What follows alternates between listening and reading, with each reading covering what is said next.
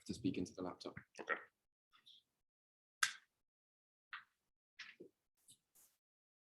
Okay, so for each final bootstrap time UF, we have in this solution an H plus gauge corresponding to the near region and an I plus gauge which is covering the far region.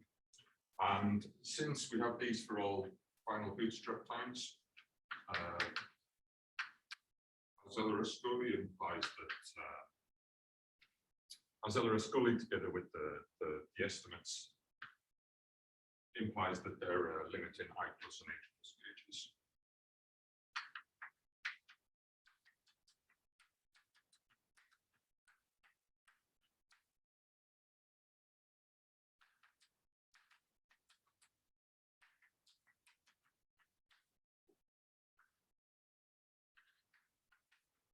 So these limiting gauges satisfy limiting versions of the gauge conditions which we discussed. The I plus gauge, for example, is what we call Bondi normalized.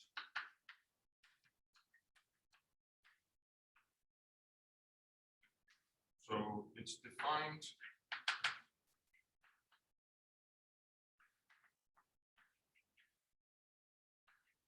for all retarded times living in 0 all the way to infinity. And it satisfies the following properties. So first, if one fixes an outgoing null hypersurface of the limiting I plus gauge, we have a foliation of, so the incoming null hypersurfaces define the foliation of this outgoing null hypersurface by spheres, and these spheres are asymptotically becoming round.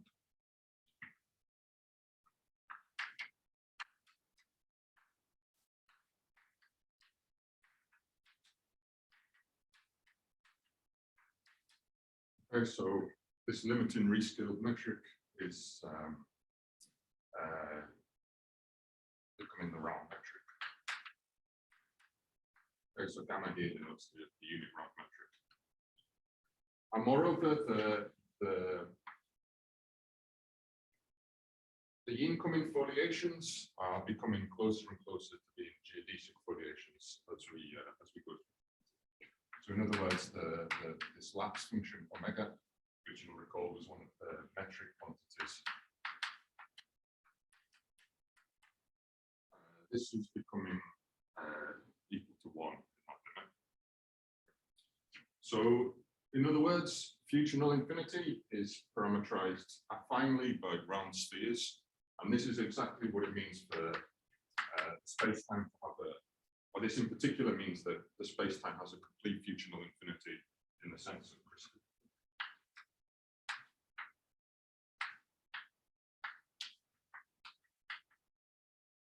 Okay, since the U coordinate lives for all parameter time to the future.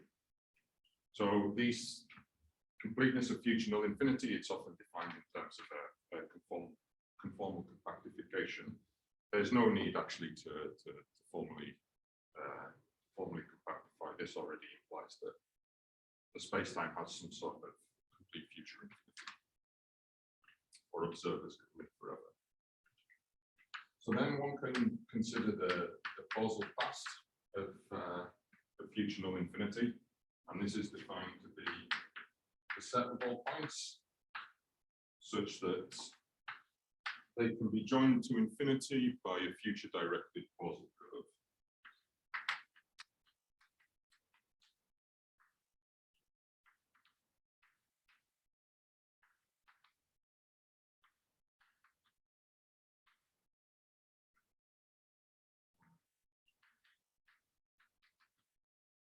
So the set of P such that there exists a future directed causal curve which begins at P and the limit lives in future null infinity,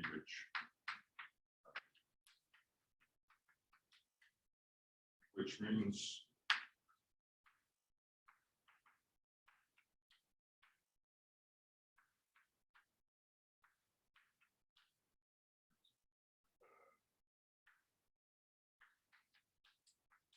so we say that the future limit is in infinity if it eventually lives in the domain of the I plus gauge, and the v coordinate of the I plus gauge is going to infinity, and the other two components are going to some finite limits. Okay.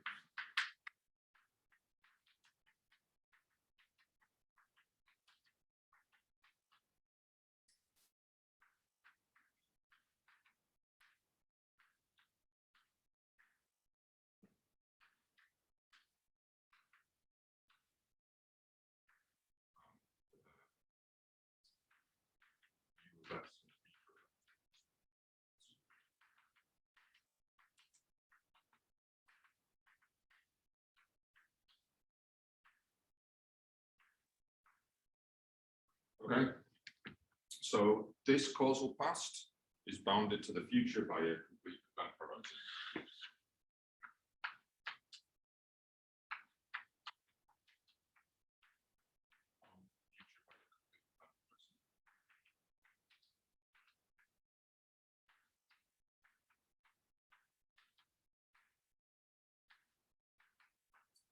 Moreover, so formally, you can think of the event horizon as being parameterized by u equals infinity. So the event horizon you can think is a limit of the outgoing hypersurfaces of the double null foliation. So given that one can think of it as a limiting hypersurface of the double null foliation, and we already have very good control over all of the geometric quantities associated to that double null foliation, it's very easy a posteriori to make regularity statements about H plus. So in particular, if some appropriate weighted norms are initially finite, then if some weighted norms are finite to all orders, then H plus will in fact be a smooth null hypersurface in the resultant solution. So moreover, quantities decay polynomially, not only in the exterior, but up to and including the event horizon.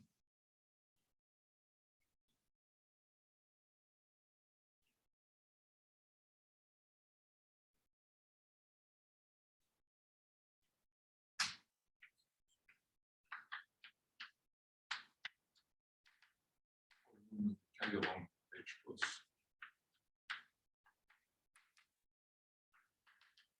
So for example, if we consider the curvature component alpha, then remember that we can formally think of this event horizon as being parameterized by u equals infinity. And because remember the Eddington-Finkelstein double null gauge breaks down at the event horizon of Schwarzschild. This double null gauge breaks down at the event horizon of these perturbations. But one can still formally think of the event horizon as u equals infinity. So one can still make sense of quantities as long as one appropriately rescales them with these omega weights. So omega, remember, in Schwarzschild vanishes at the event horizon. And so alpha will be blowing up, but this combination is if you transform to a regular gauge, this quantity would be the regular quantity. And one can also immediately infer like 1 over v of quantities like this.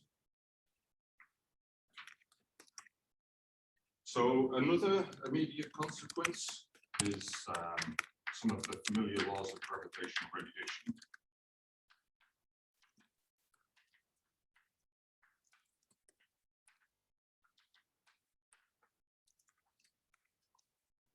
So there are certain rescaled quantities which live at future non-infinity.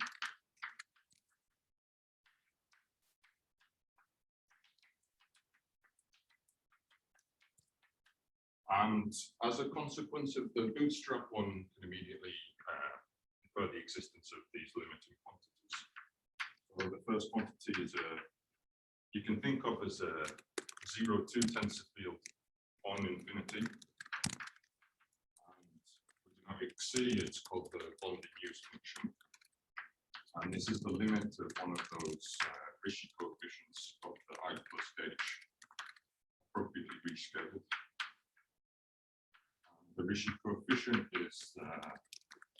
bar hat, which was the trace-free part of the second fundamental form of the incoming null hypersurfaces.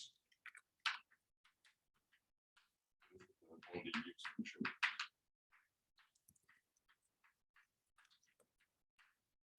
And similarly, the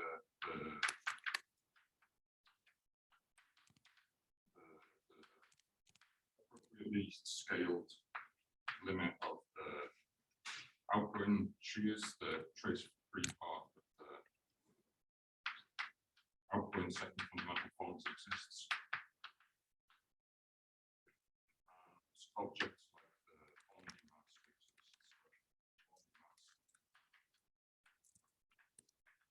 And it's trying to be an appropriate limit of these bulking masses.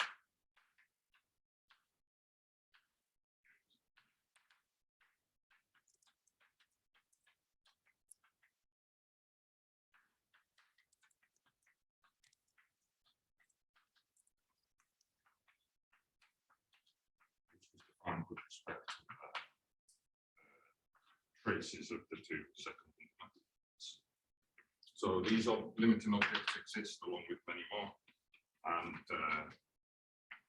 one has a limiting set of equations for these quantities, which are interpreted as the laws of gravitational radiation as measured at infinity.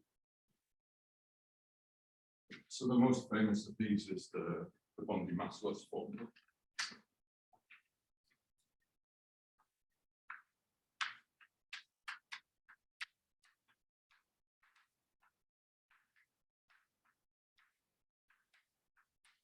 Says that the U derivative of the Bondi mass is the integral of this News function squared.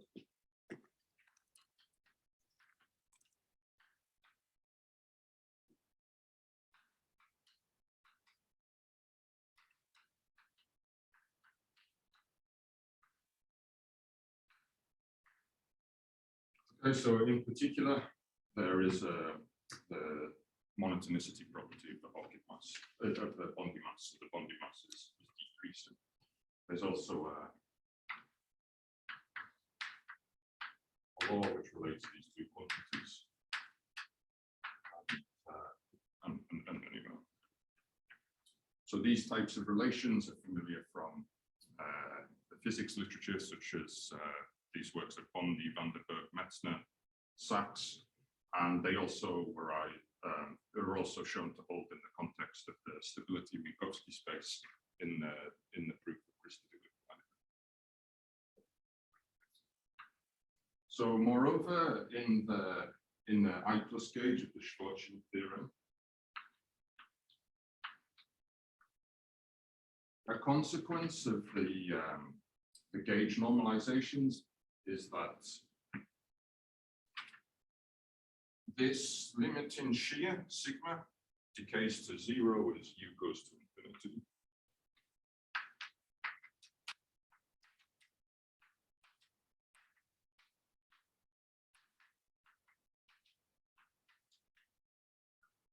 And this quantity features in the celebrated Christodoulou effect.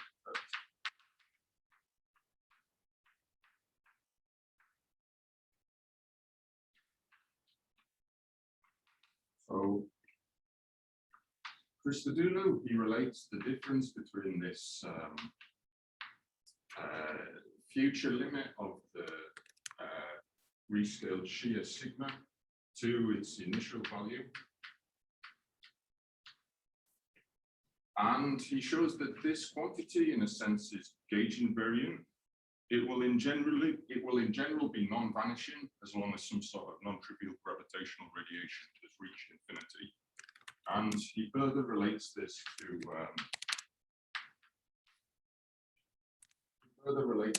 the total displacement of test masses in gravitational wave experiments. And there's a nonlinear contribution to this difference, and this is not necessarily.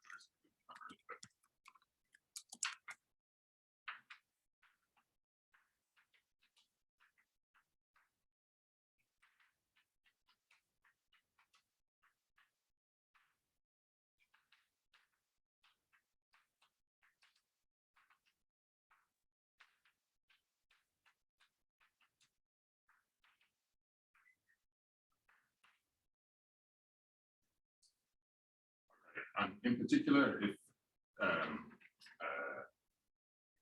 if the gauge was normalized in a way so that this quantity sigma plus was non-vanishing, then in the black hole exterior region, the gauge would not, the solution would not converge to Schwarzschild in the familiar Eddington-Finkelstein gauge. So this zero property is necessary to have convergence in the standard Eddington-Finkelstein gauge. And so in general, in this gauge, this initial sigma will be non-vanishing as a result. There are other consequences, such as the limits of the Bondi mass as u goes to infinity. This is equal to the final Schwarzschild parameter from the theorem. Remember, Schwarzschild, which the solution converges to, is exactly the mass of that Schwarzschild is exactly the mass of the final.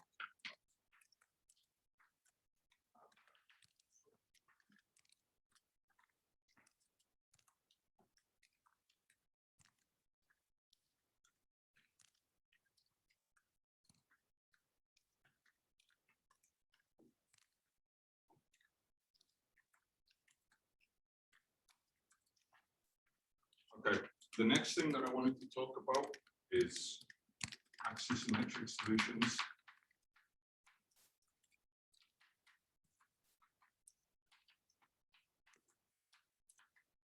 With vanishing angular momentum.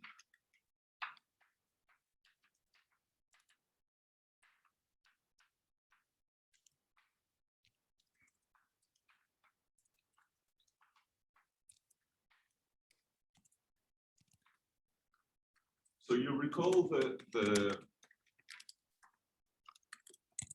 part of the theorem was characterizing this codimension 3 set of perturbations for which the solution, the limiting solution is Schwarzschild as opposed to Kerr. Or in other words, characterizing those initial data sets which initially contain exactly the amount of angular momentum which they radiate in evolution. And we said in general, there is no way to determine how much, there is no a priori way to determine how much angular momentum a solution will radiate in evolution. This can only be characterized teleologically. So this is true in general. However, there are infinite codimension subfamilies which can be explicitly characterized. So for example, vacuum Einstein equations have this property that in axisymmetry, they do not radiate angular momentum. So if one begins with perturbations which are axisymmetric and have vanishing angular momentum initially, we can say a priori that they're of course contained in this codimension 3 submanifold.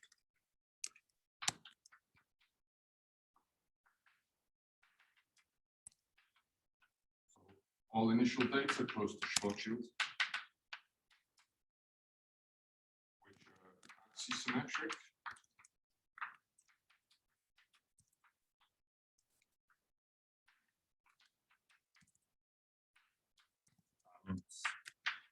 Vanishing Komar angular momentum.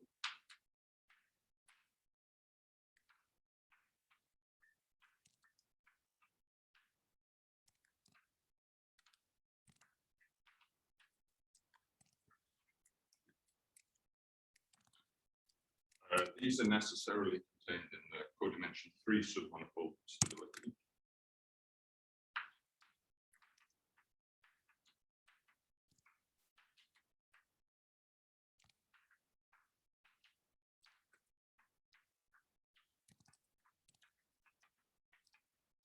Oh, we had this notation, this Frank and stated.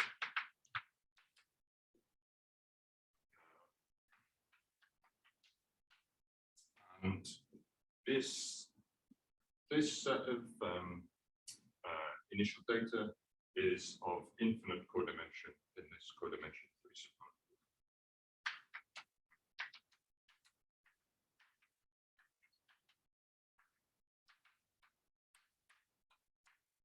Okay, so these are initial data sets sets which can be characterized explicitly. Of course, so this is one can infer this as a corollary of the main theorem. Of course, one could also have just, in this setting, repeated the proof, and then certain aspects would have simplified.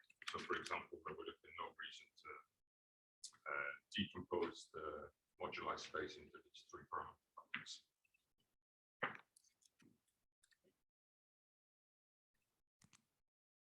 And there were some other aspects which would simplify. Other aspects of the proof which would simplify.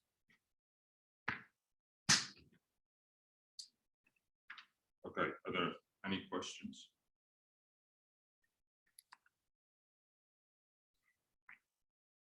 So the last thing that I wanted to talk about was some conjectures which we formulate in the introduction to the paper.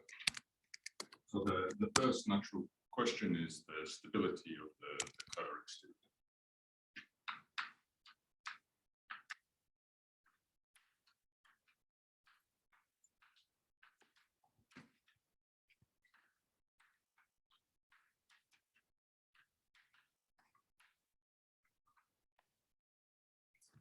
So recall, was this two-parameter family?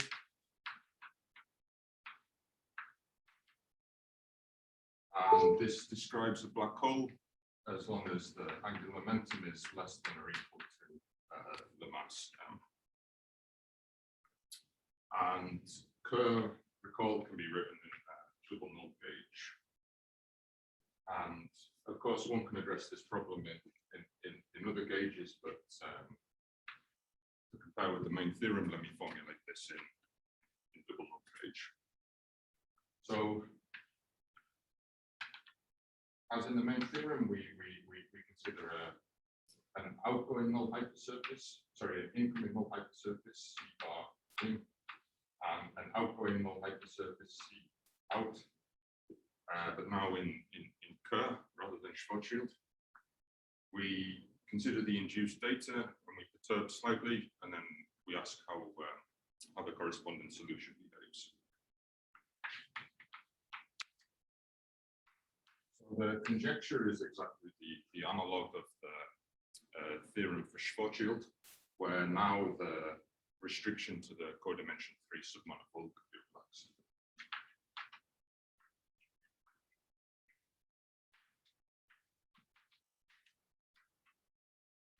For all data on C in and C out, which is close to Kerr, with parameters A initial, which is strictly less than M initial. So I exclude here the extremal case, and I'll come back and comment on that in a moment. The resulting solution can be covered by, the exterior can be covered by a double null gauge. And it has these same three properties which the perturbations in the Schwarzschild theorem have. So the first is that the solutions possess a complete future non-infinity.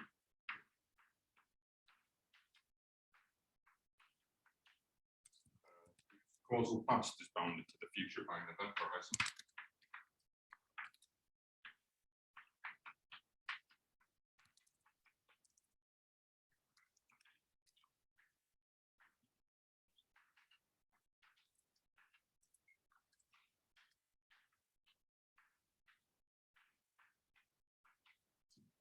So in other words, the perturbations all contain black holes. Observers can live forever in those in the exterior of those black holes. This can also be thought of as the statement that weak cosmic censorship is true in a neighborhood of Kerr, or in PDE language, this is the statement that these solutions exist globally as measured by observers. The second is the solution remains close to the member of Kerr which was perturbed in the exterior.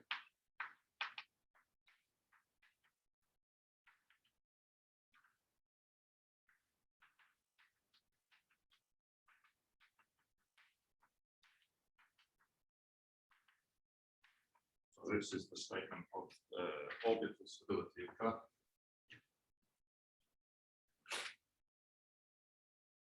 And the third is the statement of asymptotic stability of Kerr. So perturbations converge back to a nearby member of the Kerr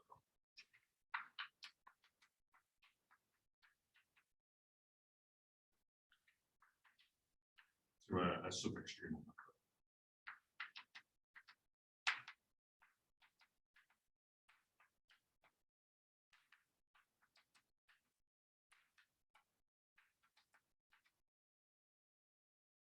So some sub-extremal member whose parameters are close to the initial parameters.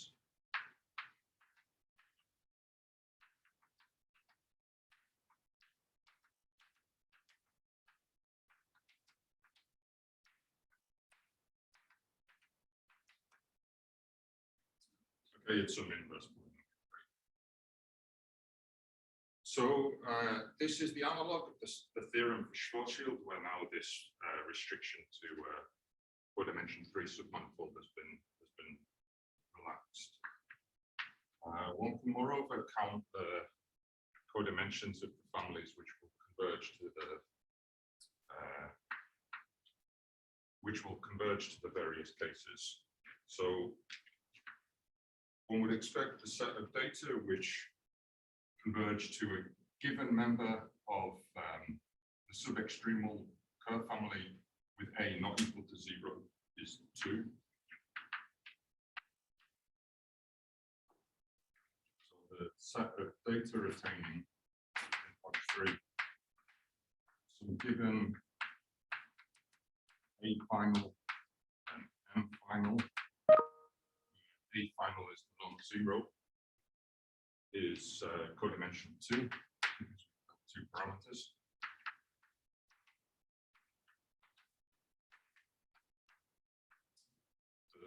The set attaining A final equals 0.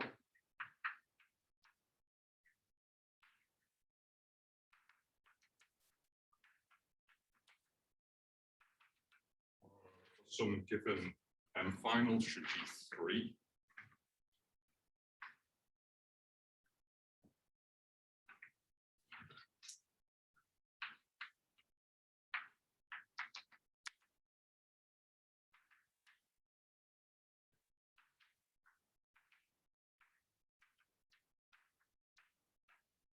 And the set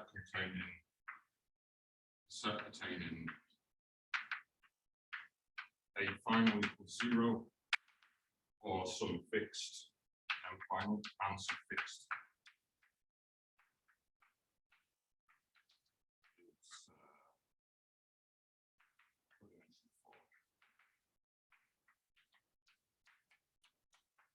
Okay, and then remember the reason for this discrepancy in these numbers is because of the enhanced symmetries that Schwarzschild has compared to Kerr. So in particular,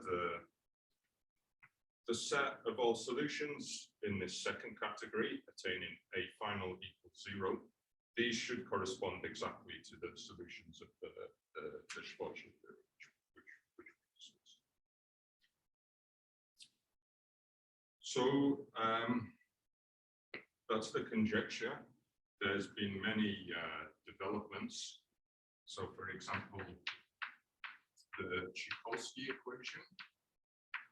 So there's, if one defines alpha and alpha bar appropriately in the linear theory around Kerr, then they also satisfy a decoupled wave equation, the Tchaikovsky equation.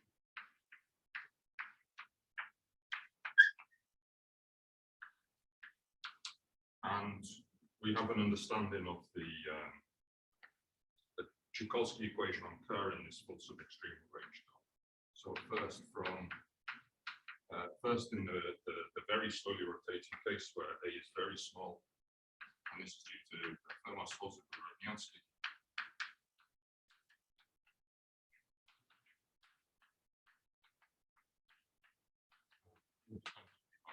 By Mark. And then in the full sub-extremal range, I cluster.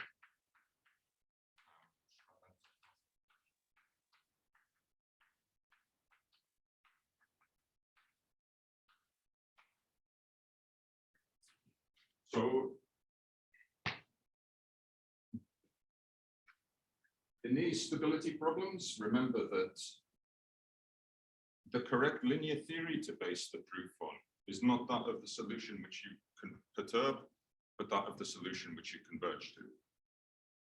And the solutions of the theorem are everything which you can understand using only the linear theory around Schwarzschild, as opposed to the linear theory around Kerr with some a not equal to 0. And the linear theory around Schwarzschild is a lot cleaner in many respects. So we saw that, for example, everything can be completely based in physical space. These works, the strongest statements always involve some sort of frequency localization to deal with, for example, the more complicated structure of the Drachnol GD6 in Kerr. So the reason we first wanted to write something self-contained about the Schwarzschild case was to have a complete self-contained understanding without any of these extra technical difficulties which frequency localizations would introduce.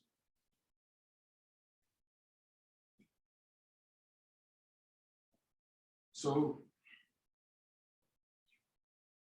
for the full conjecture, one can first address in the very slowly rotating case.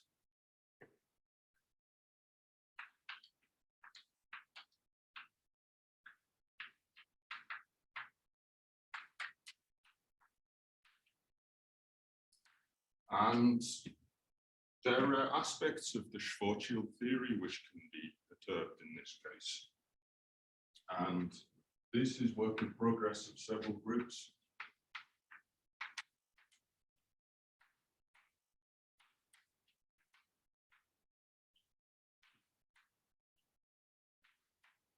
In particular, there's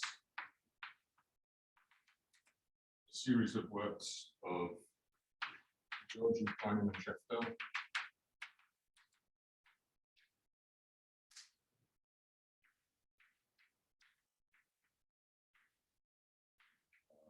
Feynman and Scheftel.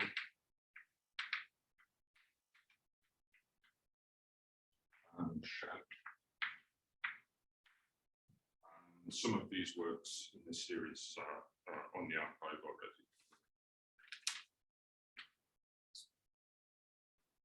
Okay, so that's the stability of Kerr. You'll notice that I excluded the extremal case from the conjecture. And this is in view of the celebrated Aretakis instability. So the extremal case is more complicated and very interesting.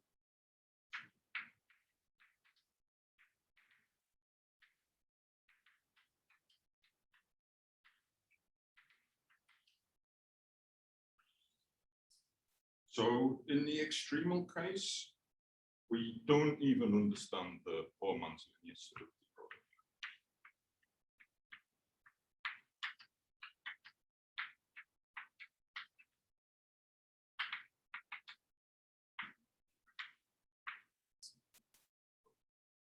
So recall that this was the problem of understanding boundedness and decay of solutions of the wave equation on this fixed extremal curve background.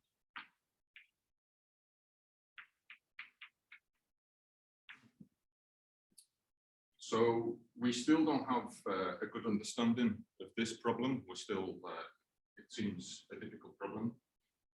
We know that at the very least, solutions to this equation will be subject to the so-called Aretakis instability.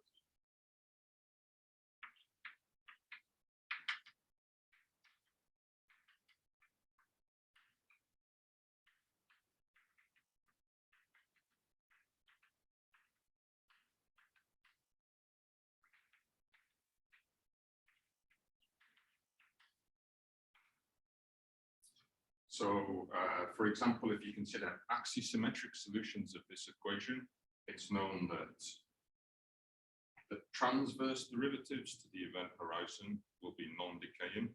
Second transverse derivatives to the event horizon will grow linearly.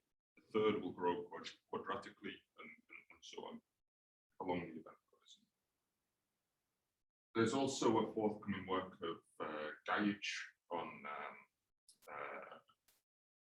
far from the full range, but outside of this axisymmetric regime, in which the situation is actually much worse than that.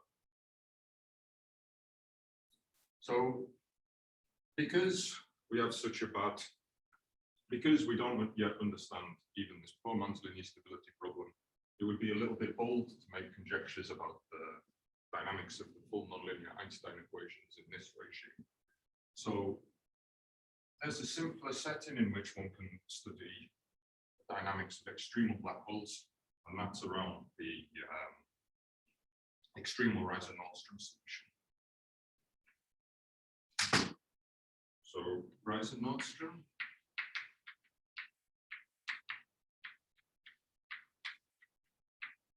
is a two-parameter family. But let me write it like this. So it depends on a charge, an angular momentum, which I'm going to set equal to 0 for Reiser-Nordström, and a mass m. And this describes a black hole as long as q is less than or equal to m. So this is a two-parameter family of spherically symmetric solutions.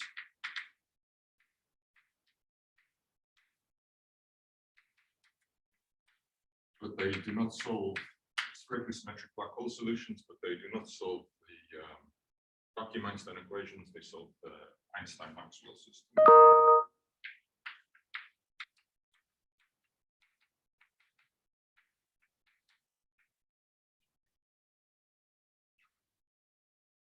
So it's a two-parameter family, and when q is equal to 0, this again reduces to Schwarzschild. So in the sub-extremal range, so when q is strictly less than m, one would expect that one would expect to be able to make a finite codimension nonlinear stability statement, as in the Schwarzschild theorem, which I presented, particularly in view of the linear stability theory due to Georgi. The extremal case, when q is equal to m, this is subject to the Aritakis instability.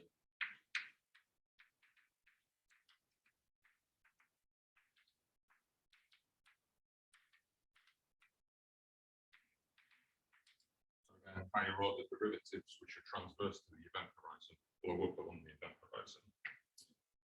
And one can investigate the dynamics of the Einstein equations close to this extreme. So the Penrose diagram, extremal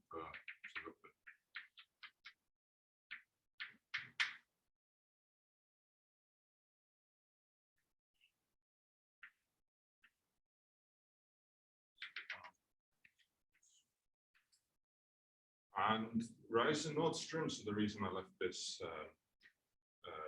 0 here, Reiser-Nordström is a subfamily of the larger Kern-Newman family of black holes.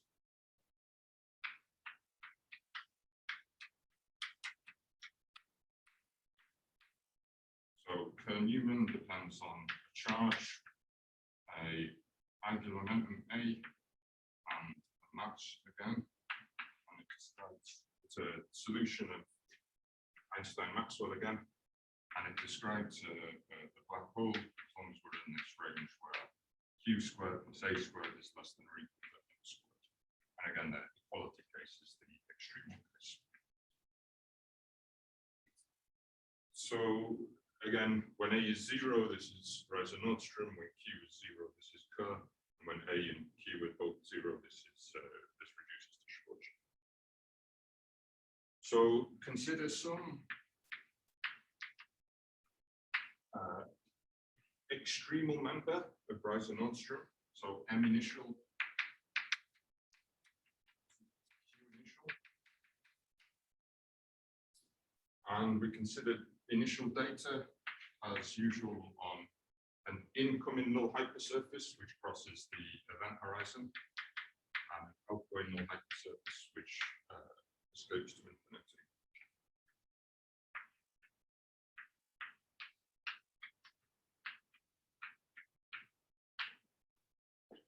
Now, note that one difference here to the subextremal case is that on this incoming null hypersurface, which crosses the event horizon, in extremal Horizon-Nordstrom itself, there is no trapped surface on this. So in Schwarzschild, for example, once you extend it past the event horizon, the initial data encountered a trapped surface. In extremal Horizon-Nordstrom, this is not this.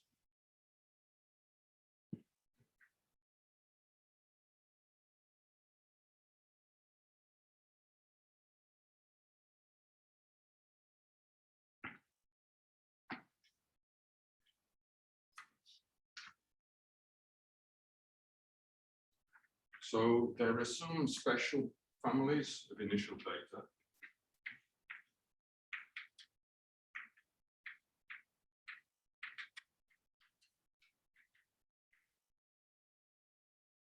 The first is a one-parameter family corresponding to nearby extremal Horizon-Nordstrom members.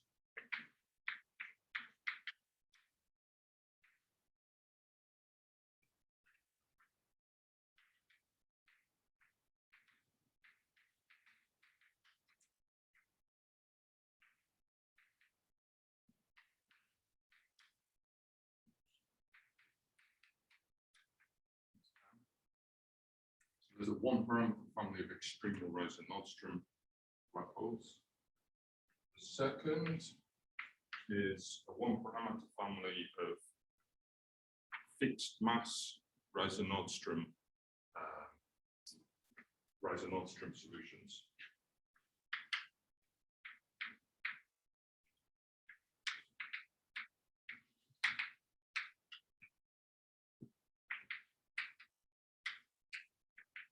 One family of Horizon-Nordstrom solutions with m equal n initial. And note that this family, so this we fix m and we just let q vary. And note that this family contains both the subextremal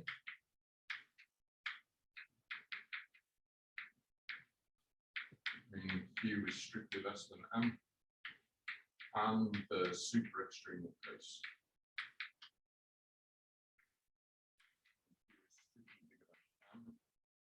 And the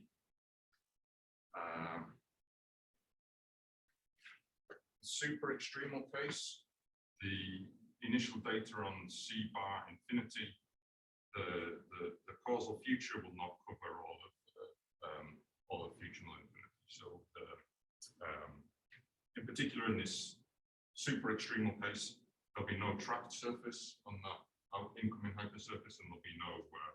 So here in extremal Horizon-Nordstrom, there's a marginally trapped surface. There will be no such thing in the super extreme case. And so when one evolves, one will not get a black hole. So the third family is a 3-parameter family, which is more familiar.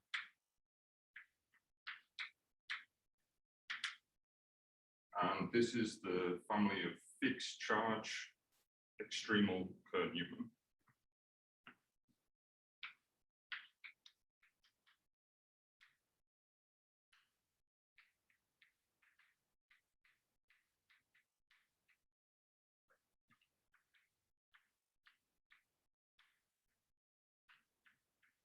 So fixed charge and fixed mass.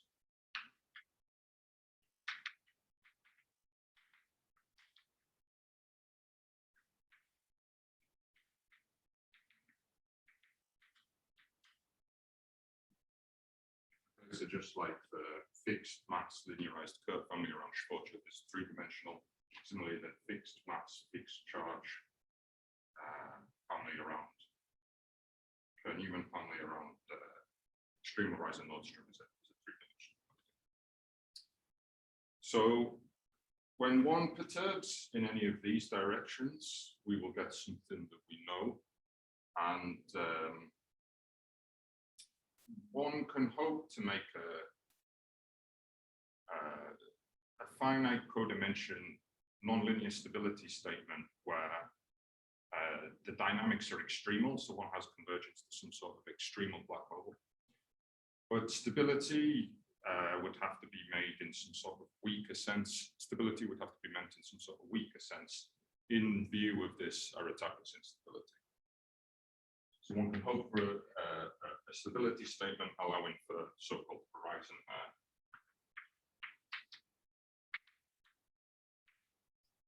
So the conjecture would be for all data for Einstein-Maxwell.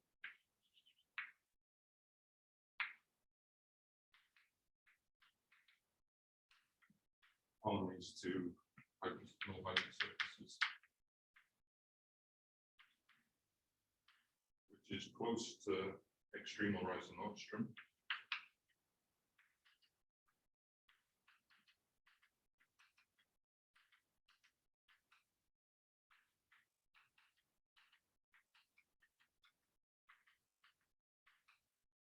Moreover, lies on a codimension 4 submanifold of the moduli space of initial.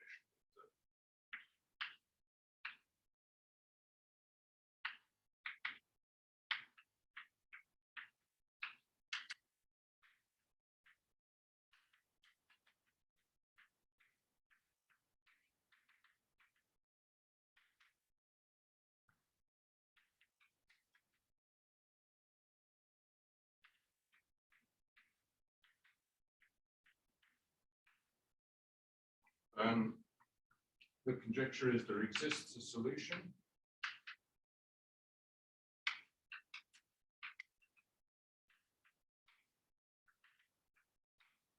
satisfying points 1, 2, and 3 from either the theorem or from the stability of curve conjecture.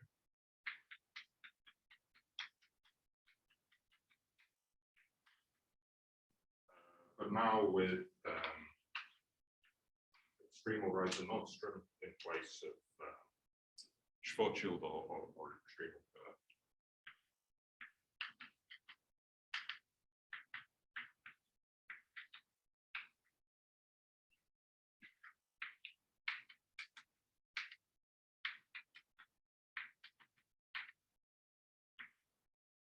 With this in place of Schwarzschild. So one can hope that those three statements are still true, where this asymptotic stability is true strictly away from the event horizon.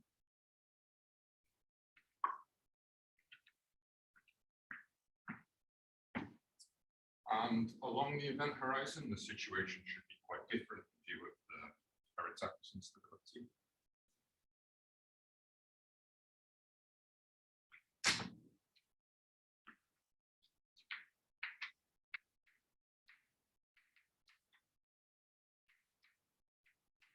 So along the event horizon, higher order quantities should blow up generically.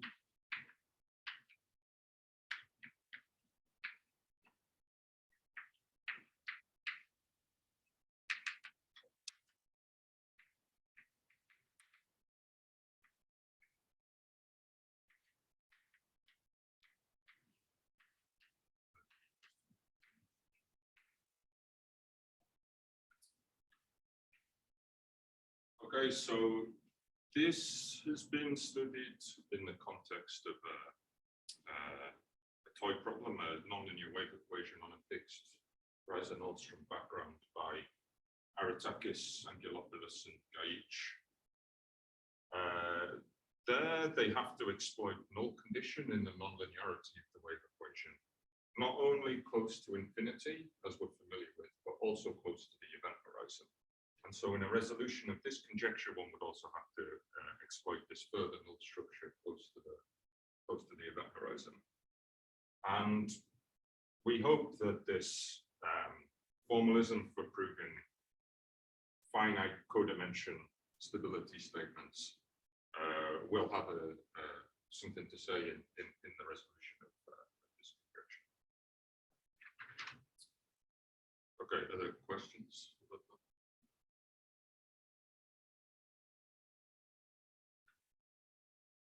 Okay, I don't have that much more to say, so I think we can just continue without a break. There is just one more conjecture I wanted to state, and this concerns the interior of the solutions of the theorem which converge to Schwarzschild. The interior is where the strong cosmic censorship conjecture is relevant.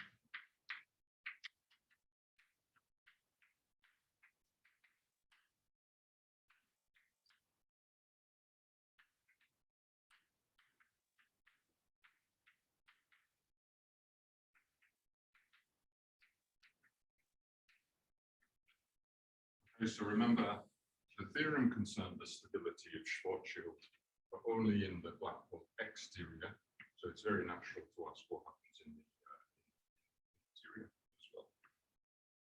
So the interior of Schwarzschild looks very different to the interior of Gustav.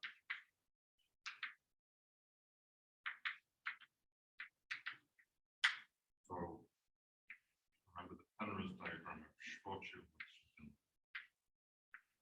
This.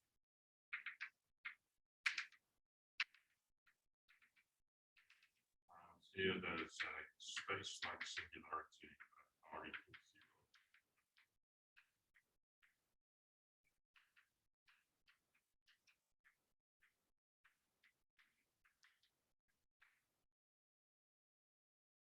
Okay, there's a space-like singularity at which curvature blows up, for example. And in fact, Schwarzschild is even C0 inextendable beyond that R equals 0 singularity. This is a theorem of yes.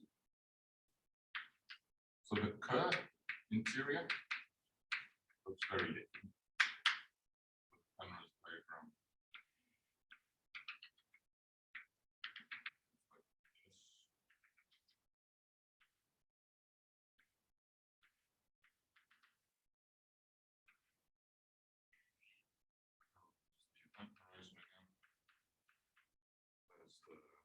Feature affinity, and if one considers some Cauchy hypersurface sigma, the future development of the maximal future development of sigma, it will not be singular at all, but can be smoothly extended across a Cauchy horizon in the interior.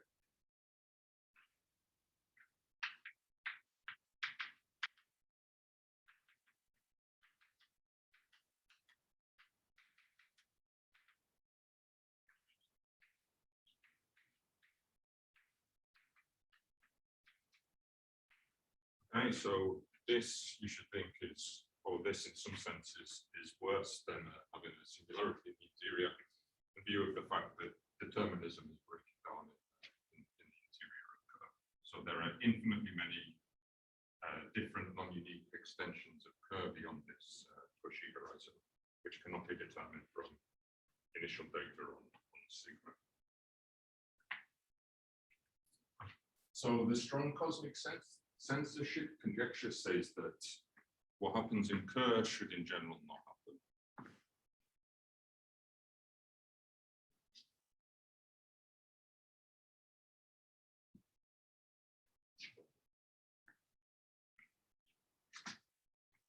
So strong cosmic censorship conjecture. And this was first formulated by Penrose. This says that what happens in Kerr should typically not happen. So for generic initial data, vacuum Einstein equations, the resultant solution is inextendable as a Lorentzian manifold.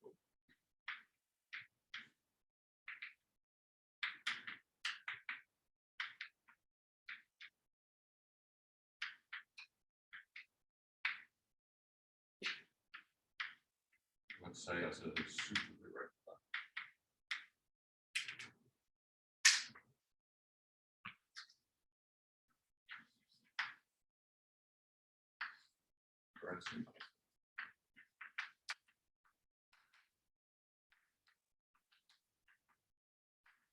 Okay, so Schwarzschild satisfies the conclusion of strong cosmic censorship exactly because it's inextendable even in C0. And Kerr is a counterexample because it's extendable in infinitely many different smooth ways. And so this word generic appears, meaning that what happens in Kerr should not happen in J. So our best understanding of this problem at the moment is due to Dafermos conclude. This is from 2017. And they show that the strongest version of this, so you have a different version of this conjecture depending on what you mean by suitably regular. And they show that if you're willing to assume the stability of Kerr conjecture, the strongest version of this, which you could hope for, is actually false.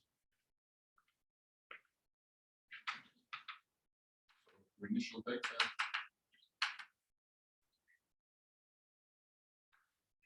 Along an event horizon, which is approaching Kerr at a suitable rate.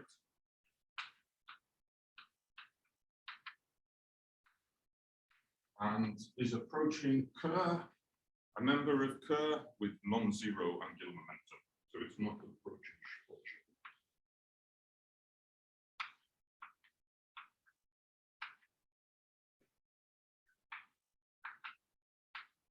So it's approaching at some suitable rate. They assume a lower bound on the rate, which is expected to be contain generic perturbations of Kerr exterior. Then they show that the sort of pictures like this. They have the event horizon of Kerr, and they consider some increment P signal by the surface, C bar in, and they look at data on here and data on here, which converges to Kerr at some suitable rate. Then they show that the maximal Cauchy development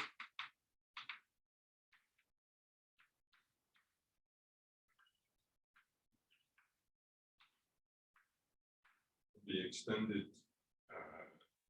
in a C0 manner beyond the Cauchy horizon.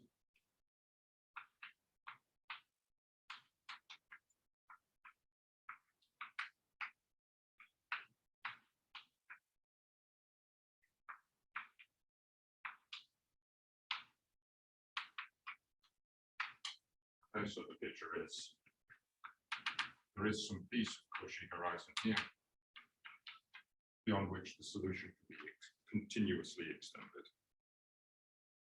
So thus, if you assume an appropriate version of the conjecture of stability of the Kerr exterior,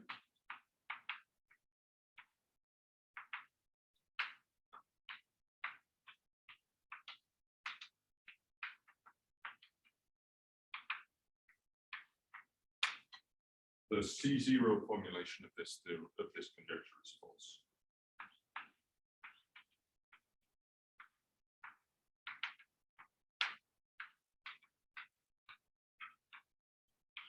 So moreover, they can also show that the entire Kerr-Penrose diagram is C0 stable. So if you begin with data on these two event horizons, suitably close to Kerr and approaching at suitable polynomial rates, one will have an entire bifurcated Cauchy horizon, like in the picture, and the solution will be C0 extendable beyond that Cauchy horizon. And this is compatible with a weaker formulation of the conjecture being true. And the proof is very suggestive that higher order derivatives do actually blow up at the Cauchy horizon.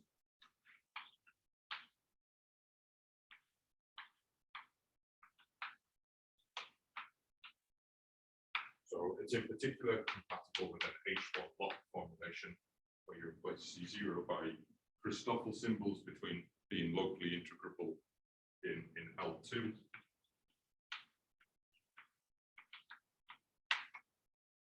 And this is relevant because this is the lowest regularity which one needs to make sense of the vacuum Einstein equations. So it's compatible with there being no extension in a class in which one can make sense of that extension being a solution of the Einstein equations. Sorry? Oh yeah, so the proof is compatible with weaker formulations where you don't put C0 here as suitably regular, but you put something a bit weaker like C1 or C2, for example. In particular, it's compatible with an H1 lock formulation. So this would mean something like Christoffel symbols are in L2 locally. And this class is particularly relevant because this is the minimal regularity that one requires to make sense of the Einstein equations in some weak sense. Okay, so classically, Einstein equations would need two derivatives to make sense of. In fact, you can make sense of them in some weaker spaces. And the weakest one can do is H1 log. Okay, and it's compatible, the proof is compatible with the this being true in this H1 log class.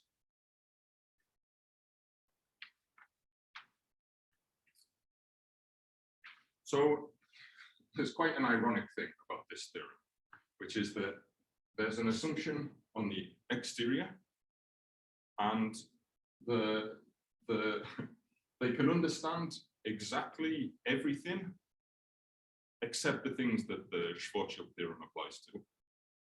Okay, so the things of the Schwarzschild theorem are exactly those which do not, are exactly those solutions which do not satisfy the hypothesis of this theorem, and thus we cannot say anything about the interior.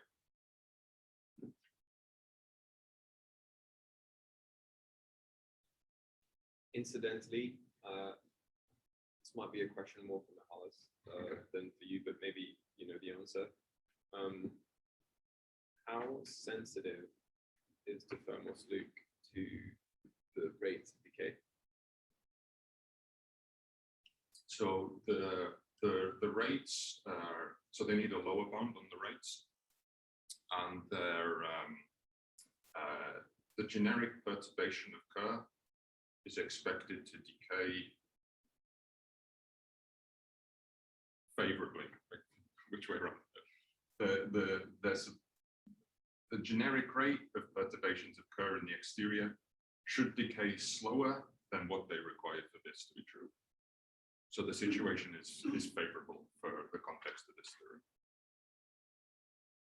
But is there a way of seeing in the proof or the argument where it might break down if we assume even slower decay? Yeah, so for example, what happens in, oh no, but slow decay is good for, oh, okay. No, so worse decay, I mean, like if the decay is really bad, right? So, I mean, one thing is what happens in the case with a positive cosmological constant.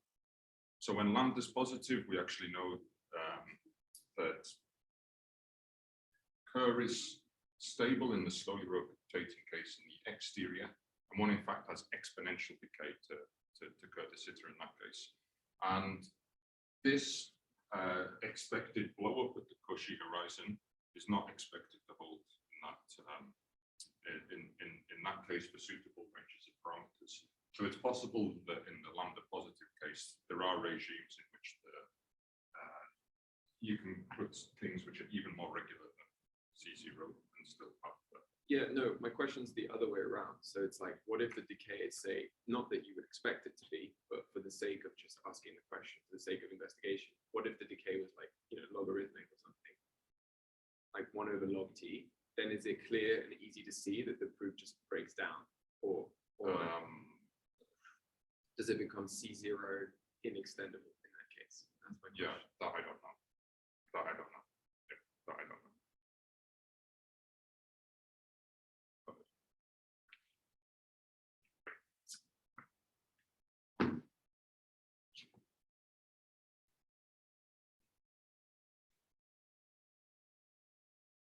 Okay, so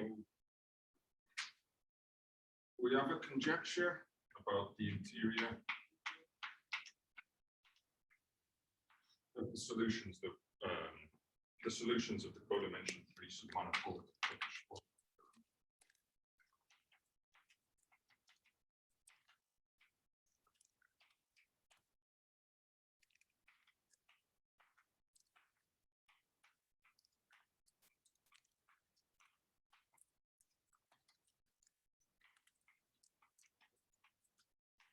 So the conjecture is for the initial data of the codimension 3 submanifold of the theorem in which one has decay to Schwarzschild in the exterior. The maximal Cauchy development.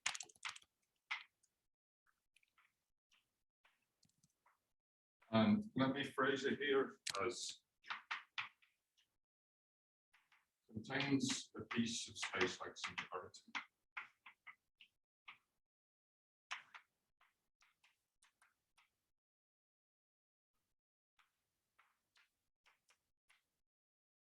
Okay, so we actually conjecture something that's a little bit weaker than this. We conjecture that there's a so-called terminal indecomposable past which has compact intersection with Cauchy hypersurfaces. But you can think you should think that that's just a slightly weaker statement than having a piece of space-like singularity. So this is the conjecture. This has been studied in the class of polarized axisymmetric solutions by Alexakis and Dafermos in a recent work, and they show that in some sense, in some weaker sense, the Schwarzschild R equals 0 singularity is stable in that class. In particular, there is a space-like singularity in that case. In general, we don't know. So from this theorem, we don't expect there to be open sets of initial data around Schwarzschild occur, for which, or there are not open sets of initial data around Schwarzschild occur, for which the solution always contains a piece of space-like singularity. The best that you could hope for is a codimension 3 statement like this. This symmetry class that Alexakis and Dafermos work in is infinite codimension in this space. But one could maybe expect that this is true to a codimension class. So when you say contains a piece of space-like singularity, yeah, do you mean anything more about what's happening to Kretschmann, for instance, or? You could also have conjectures about that. So, like for instance, if contains a piece of space-like singularity, comma, and you get a blow-up like in Schwarzschild, then perhaps you could try and run Spearsky in this class and say that it's also C0 and extendable. That's a reasonable thing to whether it's reasonable or not. Whether it's I reasonable, don't know. okay, but it's a possibility. But we don't get any intuition as to from the work you mentioned. There's no. I personally don't have an intuition. I don't know whether this should be true. Okay. It's funny, right, that There's some sort of duality. There's some sort, yeah. It's a funny setup. Right. So the exterior is easier to understand, and some space-time interior is easier to understand.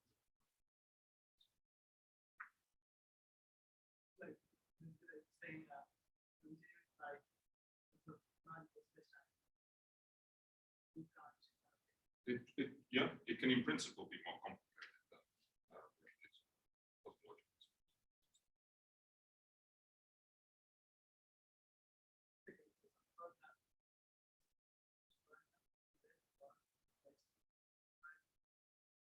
Yeah, this work.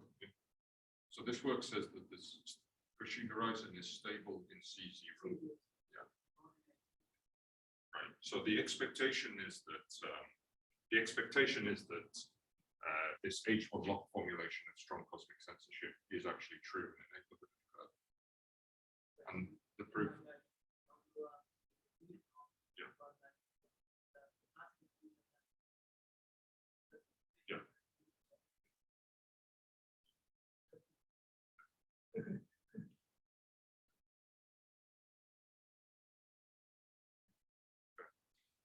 So that's everything I wanted to say.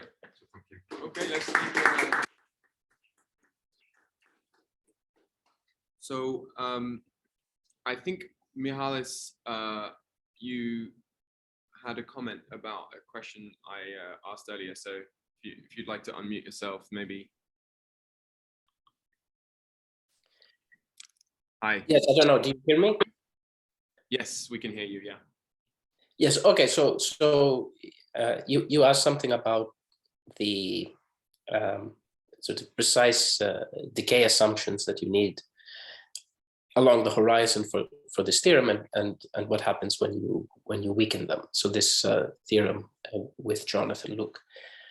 So in some sense the precise decay assumptions that you need are substantially weaker than what's conjecturally true, and in particular sort of what we obtain in the Schwarzschild case. Of course, as Martin said, the Schwarzschild case is exactly the case which is not covered by the theorem. So in any case, one shouldn't worry about this issue of the precise assumptions, let's say, that are in the theorem with Luke. They are certainly weaker than what's actually true. Of course, for the instability result that one would like to prove in the future, then you really need to know lower bounds on decay. And there's some recent work which is very relevant at the linearized level by Schwarzschild. But sort of if one wanted to prove in the affirmative in a neighborhood, of course, in the moduli space of the curve family, in the affirmative, a version of strong cosmic censorship, this Christodoulos sort of H1 log version, then you would need to obtain those lower bounds on the event horizon. And okay, that's something that one can foresee a proof of, given all the progress that's been made. This most recent thing by Schwarzschild and by Angelopoulos, Aretakis, and Gage. But that's, of course, there you really have to understand precisely the decay rates, whereas sort of the upper bounds which are required for my theorem with Luke, they only require the type of upper bounds that you get from any sort of stability proof of the exterior. So there's a lot of room there. However, there is a threshold. That's to say, if your decay is too slow, then our proof manifestly does not work. And in particular, you don't have to go all the way to, let's say, logarithmic decay. Even slow polynomial decay, if it's really slow, can be bad enough. And in fact, there are model problems where you can understand precisely the implications of having such slow decay, and you see that the statement of our theorem is not necessarily true. So one context in which this has been studied recently in the logarithmic case is work of Christoph Kähle for negative cosmological constant. So this is in the linear setting with a scalar field.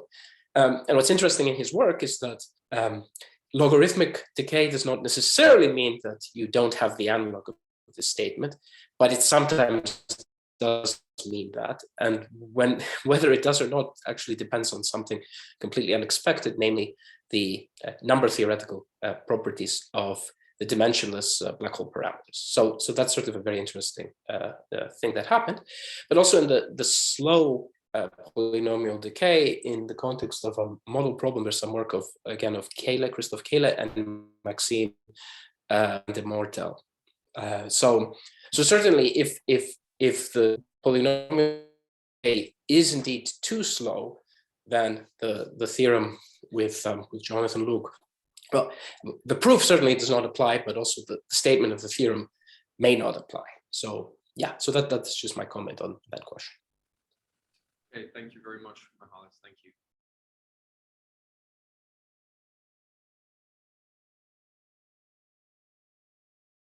So Mihalis, let me just ask you once again,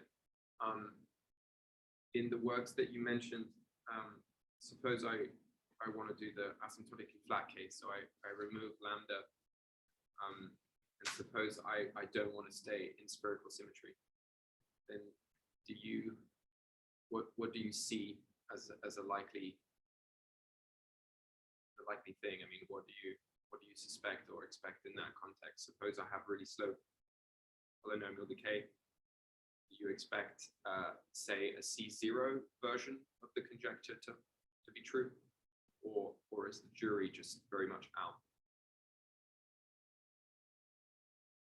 So it's, again, in some sense, this does not have to do, I mean, what happens in the interior per se only has to do with whether you're asymptotically flat or asymptotically whatever, only has to do through the behavior on the horizon. So somehow, okay, in the vacuum asymptotically flat case, we know modulo, okay, conjectures which are sort of well understood at this point, we know that the decay on the horizon is fast enough. So there let's say for the vacuum in the asymptotically flat case, there's nothing more to be said in some sense. So in order to enter regimes where the decay is not fast enough, I mean, you can always assume, if you start your problem from the event horizon, you can assume sort of whatever. But I'm saying if you want something that actually forms from sort of initial data that is not the event horizon, so whatever is the natural initial data of your problem, and you want to arrive at the behavior on the horizon, which sort of is slowly decaying, then you need some problem where that arises naturally.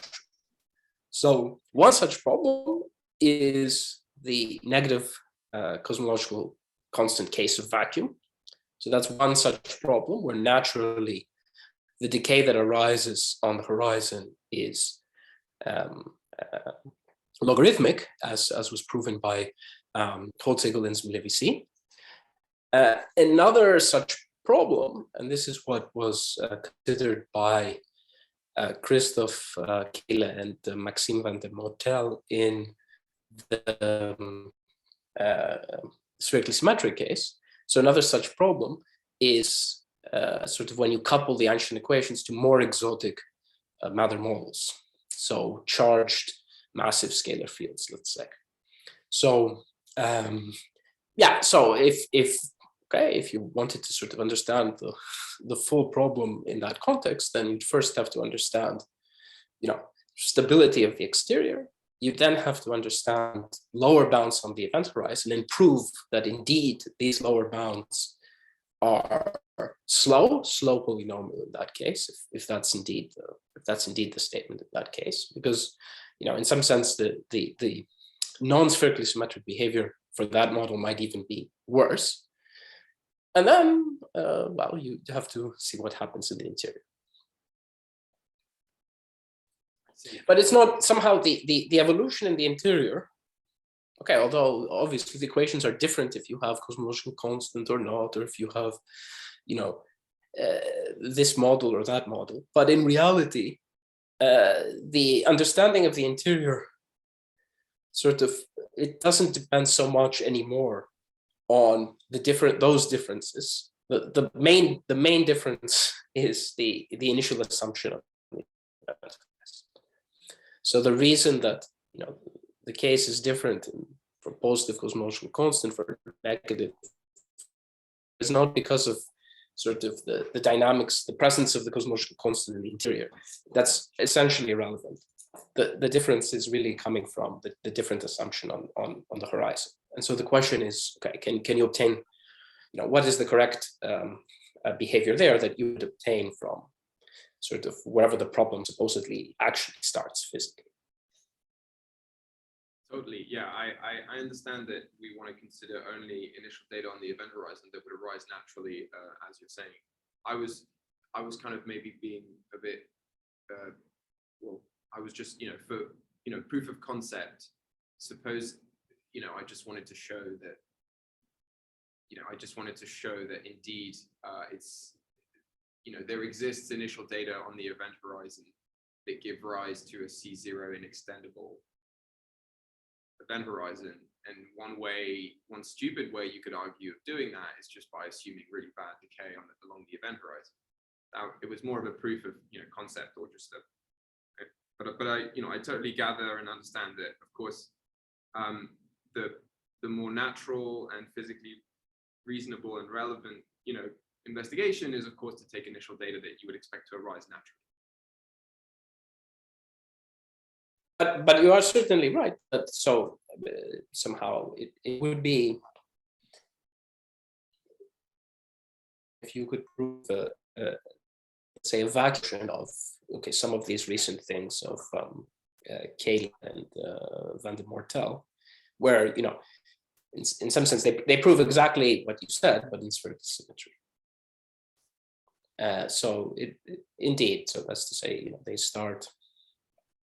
they start with some data on the horizon, which they relate, of course, in their case to what is expected to arise in certain cases, at least, from collapse. But let's forget that and just try to understand if you can start with some, let's call it event horizon data in the vacuum, which would have that, which would do something similar. But yeah, that's certainly very interesting. Would be interesting to do.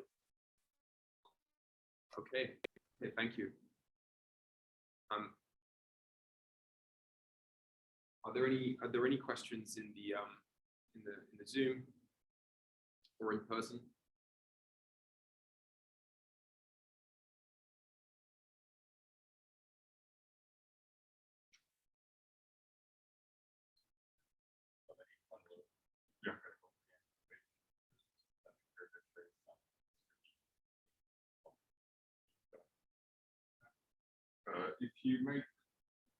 If the metric is weaker than that, one cannot make a weaker formulation of the vacuum isolation. The minimum one requires to make a weaker formulation of the vacuum isolation is crystal.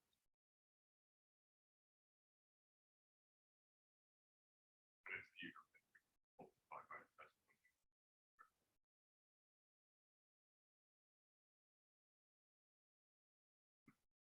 So I actually had another question,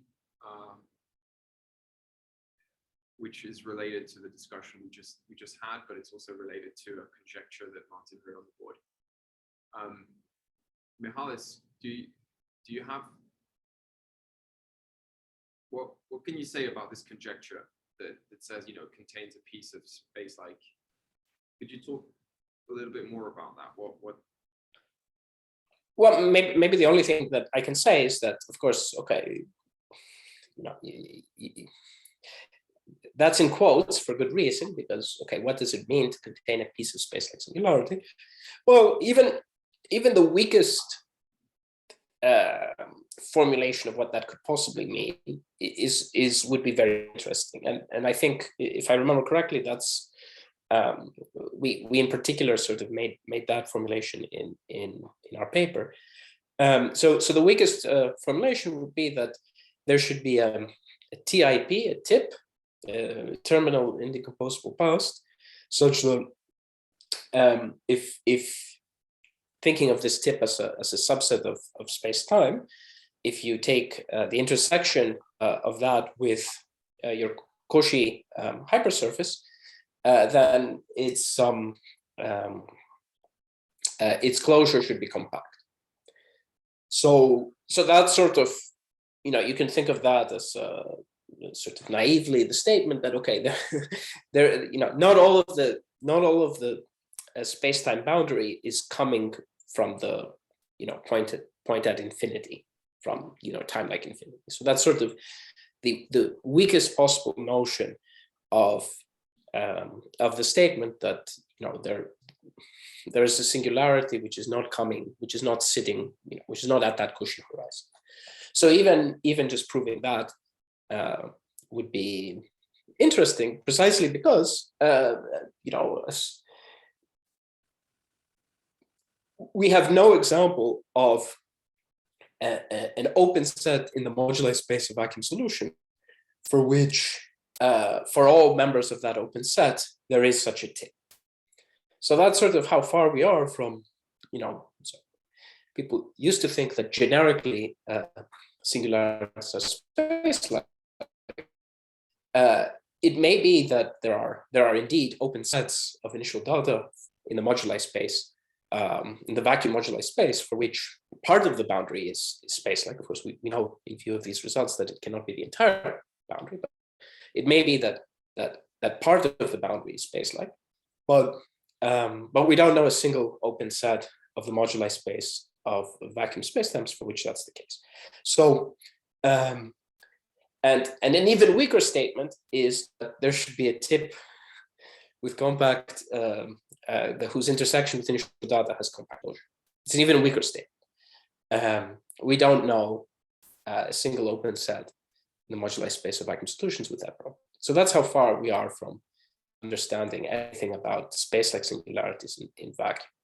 Now, this conjecture, if true, would, okay, it's obviously it's not producing an open set, it's producing a set of finite codimension, but that would be the biggest sort of subset of moduli space known property, because all examples so far, and Martin mentioned in particular this very nice construction of Alexakis and Fourneaux-Davlos in the polarized axisymmetric case. So the polarized axisymmetric case is an infinite dimensional subset of the axisymmetric case, okay, which is of course an infinite dimensional subset of this sort of codimension 3 submanifold. So under symmetry, there are these very nice examples, but these are really, you should think these are really infinite codimension.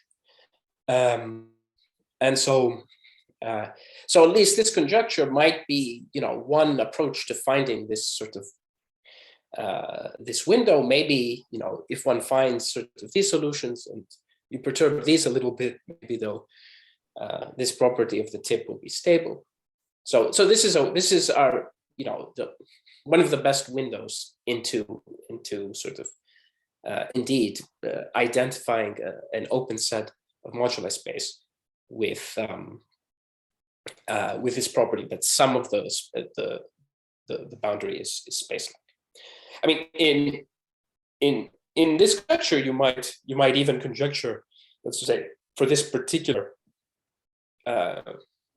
codimension 3 submanifold, that conjecture you might even want to conjecture that the entire background, the entire space-time boundary is space-like. That may or may not be the case. Okay. May be the case, let's say, generically in this codimension 3 submanifold.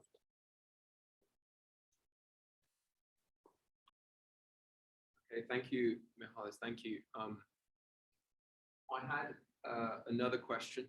I'm sorry to be asking so many questions. I had another question, which actually is a two-part question. The first part of it is about stability of Schwarzschild, but now in the case of positive lambda. So is it the case? I gather that this wouldn't be groundbreaking a result, because we, in a sense, we have the Curtis-Sitter stability. But is it the case that one could sort of somehow read off from your proof in the asymptotic flat case a version for the stability of Schwarzschild, a codimension 3 type version that applies to the Schwarzschild de Sitter solution within the area that's bounded by the cosmological horizon? That's the first question. Maybe I'll get to the second question if we have time. I don't think it's something that could be read off, but I think it could apply to that situation as well. Okay. I mean, So- typically things become easier with lambda positive than here with the exponential. Yeah. So it would simplify the way you consider. It would just from a perspective of an outsider, it would be nice to have a proof of Schwarzschild's It's not 500 pages. de Sitter that's kind of neat, self-contained, and that sort of benefits from all the hard and amazing work that you guys have done. That could maybe be shortened by a factor of 5 or something. That would be great for novices such as myself. But the other question, which is of course tied into that question, then now perhaps it's more aimed towards Mihalis again, is and I almost want to apologize for asking this, because it seems like something that lots of people would have wanted, and it's almost too basic. But anyway, so given that the issue of the interior again is a question about the kind of decay that you have on the exterior, in the case of Kerr de Sitter, and this is mentioned in the Dafermos paper, but the decay in the case of positive lambda along the event horizon is so much stronger.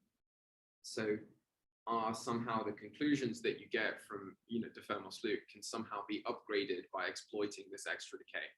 Is there something to be said there? I think it could, in principle, there could be regimes with lambda positive where you can actually smoothly extend beyond pushing horizon. That's my that was what I was that was what I'm going for here. But Mihalis, please, if you. Yeah, well, of course, if you want to understand the let's say the smoothness in that context, you have to work more. One thing that I maybe want to say is that you might think that if you assume a lot more decay, let's say exponential decay, then the proof of the theorem with Jonathan would become much easier. I'm not sure sort of how much of a simplification it is in practice. I mean, in principle, it's certainly a little bit easier, but I don't know in practice. But of course, if you then want to actually show that you have more regularity, you do have to work harder. So that's, yeah, I mean, that's certainly interesting. And again, there's some work, not in the vacuum case, but in sort of spherically symmetric model problems by a group in Portugal, Costa, Natario, Girao, and Silva. So they have done some work on that on that problem, and certainly, in the past 3-4 years, a lot of sort of heuristic and numerical work on exactly that, not only in the sort of in the context what one expects in the vacuum case, but in higher dimensions and various exotic models. It's become very popular to find interesting windows of moduli space where you may have sort of different extendability or inextendability properties.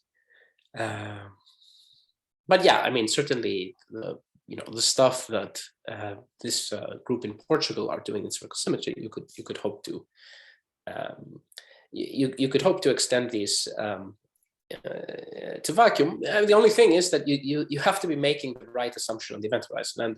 And I should remark that sort of the some of the more naive expectations as to what you should be assuming event horizon in the positive cosmological constant case for the vacuum equations are not necessarily realized. In particular, there can be sort of a difference between the correct vacuum behavior on the event horizon near extremal Kerr de Sitter and, let's say, the correct behavior for scalar fields on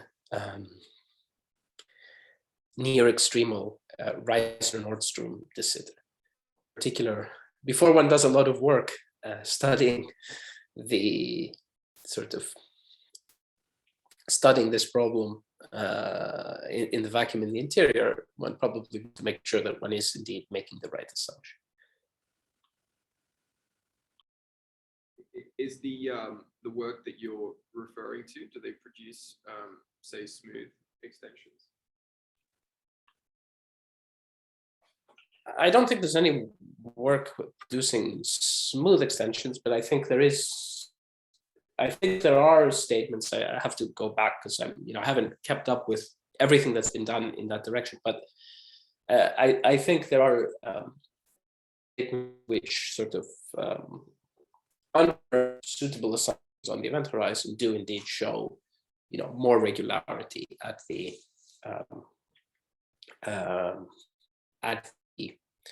Cauchy horizon. So yeah, I mean, smooth.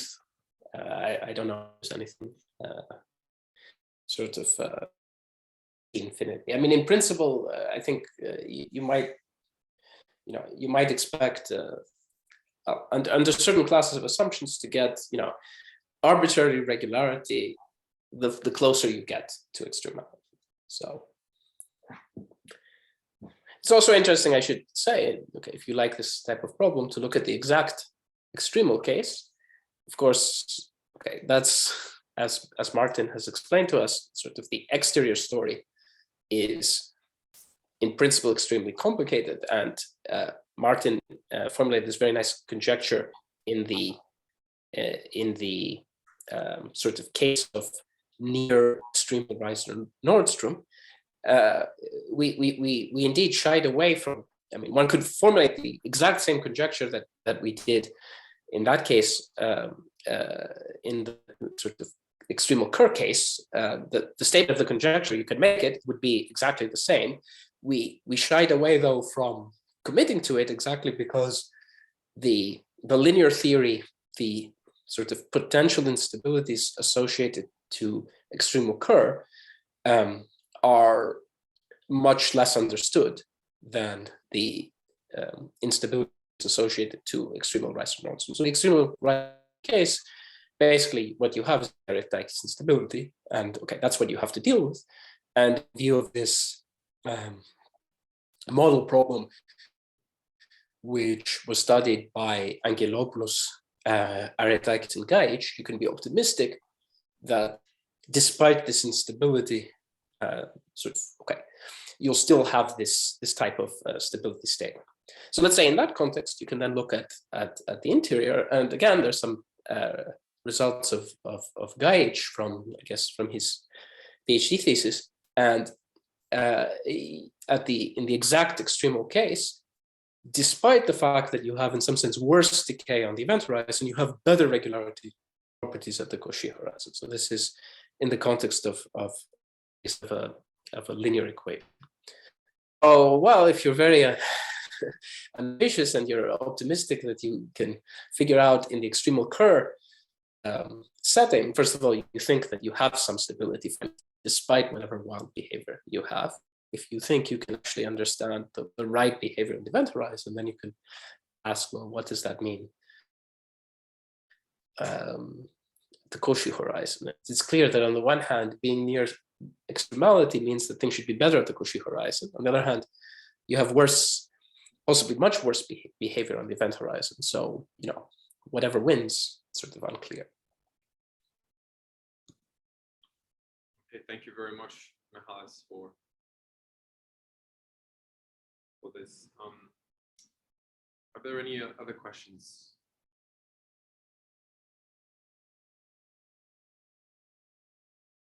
Okay, if not, well, let's thank Martin.